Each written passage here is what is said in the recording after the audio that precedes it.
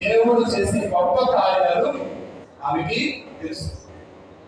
ఏది తెలుసని మరియు తల్లి దేవుడిని తల్లవగలిగింది అంటే దేవుడి మాట వింటే దేవుడి చిత్తానుసారంగా జీవిస్తే దేవుడు ఆ వ్యక్తిని ఆ జీవితాన్ని దీవిస్తాడు అన్నటువంటి సత్యం మరి తనకి తెలుసు. ఆమె ఎంత చిన్నదైనా, ఆ వ్యక్తి ఎంత చిన్నవాడైనా, ఎంత దీవుడైనా, ఎంత దీవురాలైనా, ఎన్ని అవమానాలు వచ్చినా, ఎన్ని కష్టాలు వచ్చినా ఆ వ్యక్తి జీవితంలో దేవుడు తలపడినటువంటి గొప్ప కార్యాలని నెరవేరుస్తాడు అన్నటువంటి సత్యం మరి తనకి తెలుసు.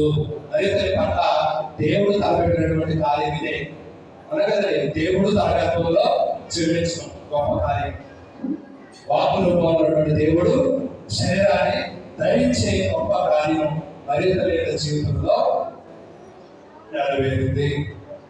అలా నెరవేరుతుంది అని చెప్పి మరి తల్లి నమ్మింది.